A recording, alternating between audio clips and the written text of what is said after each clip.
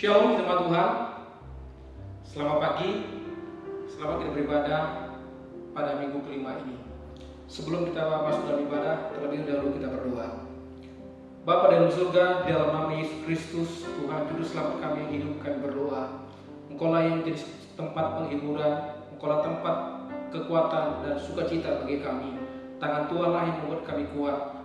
Dan karena Yesuslah yang ada dalam hati kami, memampukan kami bisa melewati semua rintangan dalam hidup ini. Urapi hamba-Mu, urapi kami semua Tuhan, supaya firman-Mu hari ini menguatkan kami untuk tetap percaya pada Tuhan dan kami mampu melewati semuanya. Di dalam nama Tuhan Yesus Kristus kami berdoa dan mengucap syukur. Sama-sama kita katakan amin. Shalom jemaat Tuhan, selamat pagi. Mari kita sama-sama hari ini beribadah kepada Tuhan. Walaupun sudah hampir 2 bulan kita tidak bisa beribadah bersama-sama, namun di setiap ibadah-ibadah di rumah yang kita lakukan, Tuhan bisa hadir. Sama-sama kita terus kuat di dalam Tuhan, supaya dalam menghadapi wabah ini kita terus dipelihara oleh Tuhan. Mari kita semua K3 baik dari K3 anak, Eros dewasa muda, wanita penolong, K3 Pria Perkasa, supaya kita terus boleh sungguh-sungguh hidup di dalam Tuhan. Sudah 2 bulan lebih kita tidak bisa beribadah bersama-sama. Banyak hal yang terjadi di dalam kehidupan kita dalam menghadapi wabah corona ini. Kita memang tidak bisa beribadah bukan berarti kita takut dan kita tidak memiliki iman, tetapi bagaimana kita tidak bisa beribadah bersama-sama karena kita mendukung program pemerintah yang ada. Bapak Ibu Saudara kasih dalam nama Yesus, di dalam peristiwa wabah corona ini banyak hal yang terjadi dalam kehidupan kita. Kita bisa bekerja, adapun bekerja hasil yang kita dapatkan sangat minim. Maka ada pepatah berkata bahwa lebih besar pasak daripada tiang, dan tabungan yang ada sudah mulai terkurus habis untuk memenuhi kebutuhan sehari-hari. Namun kita tidak tahu persis sampai kapan badai corona ini akan berlalu. Namun saya mau berkata bahwa inilah saatnya kita lebih sungguh-sungguh kepada Tuhan. Sebab kenapa? Kalau kita tidak kuat di dalam Tuhan, akan muncul namanya kekhawatiran di dalam hidup. Bagaimana tentang masa depan yang akan kita hadapi? Pada pagi hari ini saya kasih firman Tuhan yang terambil dalam Matius pasal yang ke-6 ayat yang ke-25. Saya akan bacakan sampai kepada ayat yang ke-34. Demikianlah bunyi kepada firman Tuhan dengan perikop hal kekhawatiran.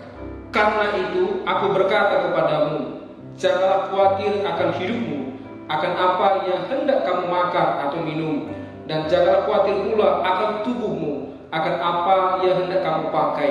Bukankah hidup itu lebih penting daripada makanan, dan tubuh itu lebih penting daripada pakaian?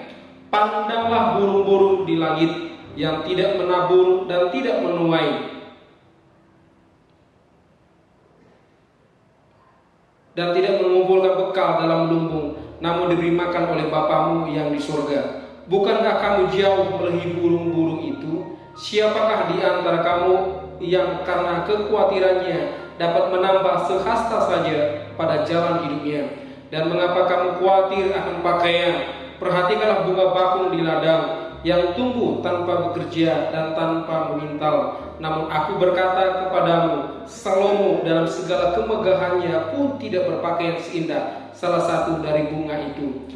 Jadi jika demikian Allah mendandani rumput di ladang yang hari ini ada dan besok dibuang ke dalam api, tidakkah Ia akan berlebih lagi mendandani kamu, hai orang yang kurang percaya? Sebab janganlah kamu khawatir dan berkata, apakah yang akan kami makan? Apakah yang akan kami minum? Apakah yang akan kami pakai? Semuanya itu dicari bangsa-bangsa yang tidak mengenal Allah. Akan tetapi Bapamu yang di surga tahu bahwa kamu memerlukan semuanya itu. Tetapi carilah dahulu kerajaan Allah dan kebenarannya, maka semuanya itu akan ditambahkan kepadamu. Sebab itu janganlah kamu khawatir akan hari besok, karena hari besok mempunyai kesusahannya sendiri. Kesusahan sehari cukuplah untuk sehari. Puji Tuhan bagi jemaat Tuhan. Firman Tuhan mengingatkan kita bahwa kita tidak khawatir, tentang hari esok sampai kapanpun badai corona ini berlalu, firman Tuhan mengingatkan kita supaya kita jangan khawatir.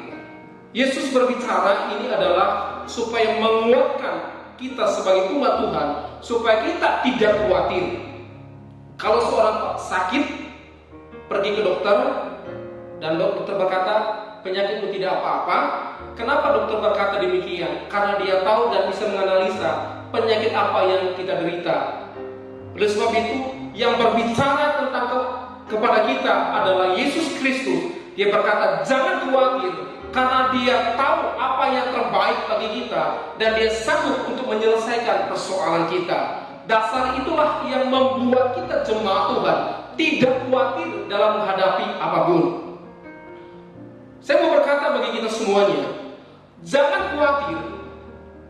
Langkah pertama yang harus kita lakukan adalah bagaimana kita mempercayai Tuhan, karena dialah sumber dalam kehidupan kita. Maka dalam menghadapi tentang kekhawatiran, dalam menghadapi persoalan-persoalan dalam hidup, langkah yang pertama yang Yesus mengajarkan kepada kita adalah tenang. Yesus mengajarkan kepada kita supaya kita tenang dalam menghadapi semua persoalan-persoalan. Tenang bukan berarti kita diam diri di rumah tidak berbuat apa-apa. Kita tenang karena kita percaya Tuhan mengerti tentang hidup kita, dan dia punya solusi atas semua persoalan-persoalan kepada kita. Kita tenang karena kita percaya kepada Tuhan. Oleh sebab itu, Yesus mengajarkan kepada kita untuk kita mempercayai firman Tuhan, untuk kita mempercayai sepenuhnya akan kuasa Tuhan bekerja kepada kita. Oleh sebab itu, bagi kita semuanya, maka kata percaya bukan hanya sebatas ucapan kita bahwa kita percaya pada Tuhan, tetapi adalah bagaimana kita menghidupi semua firman Tuhan itu di dalam hidup kita. Apa yang disampaikan oleh para pendeta, para rohaniawan, dan apa yang kita baca ke dalam firman Tuhan, bagaimana kita menghidupi, melakukan firman Tuhan itulah disebut dengan percaya. Kita menghidupi semua kebenaran firman Tuhan itu. Bapak Ibu Saudara kasih dalam nama Tuhan, tenang bukan berarti kita tidak melakukan apa-apa. Kita tenang karena Tuhan ada di pihak kita yang menolong kita, sehingga kita tidak mengalami masa-masa kekhawatiran, dan kita boleh melihat pertolongan Tuhan di masa-masa sulit yang kita hadapi. Bagian berikutnya yang kita mau pelajari adalah begini. Tenang berarti kita percaya kepada Tuhan. Dia berkata demikian di ayat 32, semuanya itu dicari bangsa-bangsa yang tidak mengenal Allah, akan tetapi Bapamu yang di surga tahu bahwa kamu memerlukan semuanya itu. Dari zaman dahulu Tuhan tahu apa yang dihadapi oleh manusia. Peristiwa dari orang Israel keluar dari tanah Mesir menuju tanah Kanaan, yang mereka persoal katanya pertama adalah apa yang kami makan dan apa yang kami minum. Tuhan tunjukkan pertolongan Tuhan bagaimana dia mencurahkan mana setiap hari kepada bangsa Israel. Dari batu dia keluarkan mata air untuk mereka minum. Di situ Tuhan menunjukkan bahwa ketika kita mempercayai firman Tuhan, maka di situ akan kita melihat mujizat Tuhan ada di setiap kehidupan kita. Dari zaman dahulu, persoalan-persoalan manusia yang membuat manusia khawatir adalah tentang sakit penyakit, tentang kebutuhan hidup. Itu yang sering manusia hadapi dalam persoalan-persoalan hidup. Dari zaman dahulu Tuhan sudah tunjukkan bagaimana peristiwa-peristiwa yang terjadi. Apa yang kita alami hari ini, ribuan tahun yang lalu itu persoalan itu sudah ada. Namun di situ Tuhan mengajarkan kepada kita, jangan khawatir. Itulah sebabnya Yesus berkata, jangan khawatir, karena Dia punya banyak cara untuk menolong saya dan saudara. Dia berkata begini, Bapamu di surga tahu apa yang kamu butuhkan. Sebelum kita meminta apa yang kita butuhkan, Yesus berkata, Dia tahu apa menjadi kebutuhan kita. Sebelum kita meminta kepada Tuhan, Dia tahu apa yang menjadi kita persoalan kita, Dia tahu masalah rumah tangga kita, Dia tahu isi dompet kita, Dia tahu pergumulan kita, Dia tahu penyakit kita. Yesus hanya mau bagi kita adalah kita percaya kepada Tuhan. Sebelum kita meminta kepada Tuhan, Tuhan sudah tahu apa yang kita butuhkan. Sehingga muncul pertanyaan, kalau Tuhan sudah tahu, kenapa kita berdoa? Saya mau berkata bagi kita semuanya hari ini, kita berdoa bukan untuk kepentingan Tuhan, tapi kita berdoa, kita beribadah, itu adalah gunanya untuk kepentingan kita, membangun iman kita, membangun kerohanian kita. Yesus mengajarkan kita, Dia berkata begini, bukankah hidup itu lebih penting daripada pakaian? Yang Tuhan ingin mau ajarkan kepada kita adalah begini, semua persoalan-persoalan yang kita alami, Tuhan tahu. Namun Tuhan ingin menuntun kita, membuat cara kita berpikir adalah bagaimana kita mengenal Dia, percaya kita kepada Dia. Dia adalah sumber dari segalanya. Sehingga segala kebutuhan yang kita butuhkan, Tuhan tambahkan kepada kita. Orang Israel keluar dari tanah Mesir, Tuhan hanya ingin mengajarkan kepada orang Israel supaya orang Israel mengenal Dia dan menyembah dan beribadah hanya kepada Allah saja.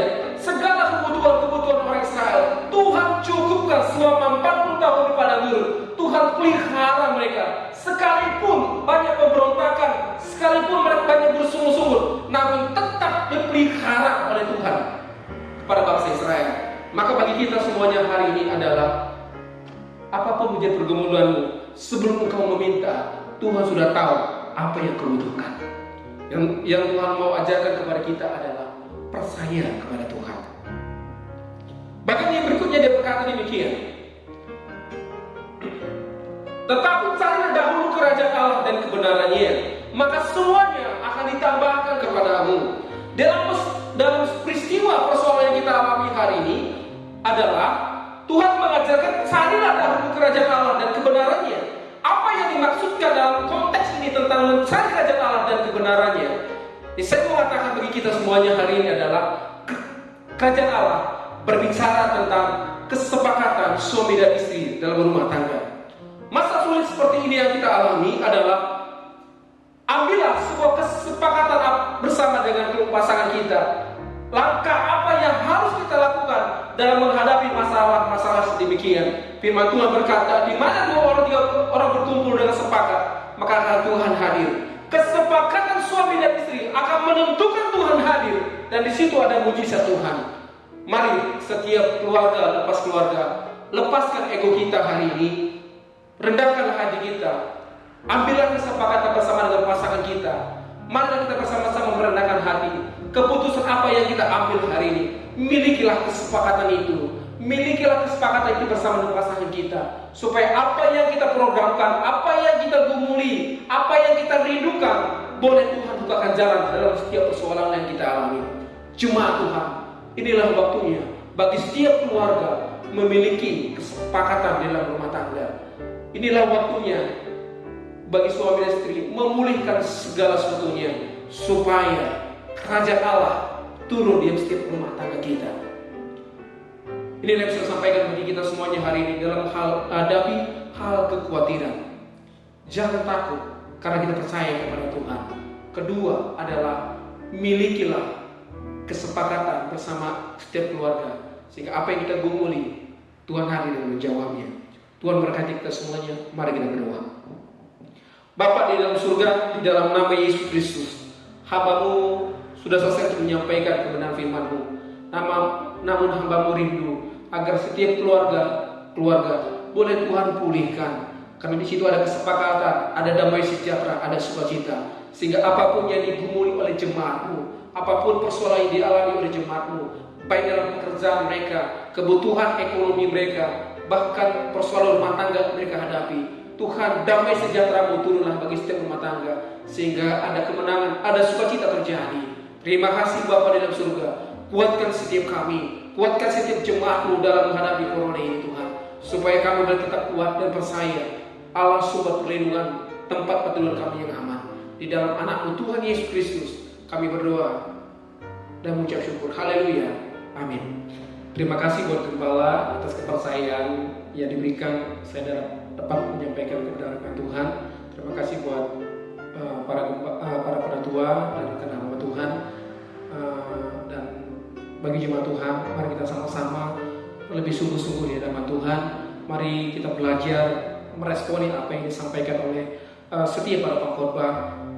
Hari ini waktunya bukan kita main-main lagi dalam Tuhan, tapi hari ini adalah bagaimana kita harus lebih sungguh-sungguh menghidupi setiap firman Tuhan, karena waktunya tidak lama lagi Tuhan hadir. Waktunya tidak lama lagi, maka hari ini mari kita belajar untuk mempersiapkan diri untuk menyambut kedatangan Tuhan. Tuhan berkati kita semuanya. Shalom.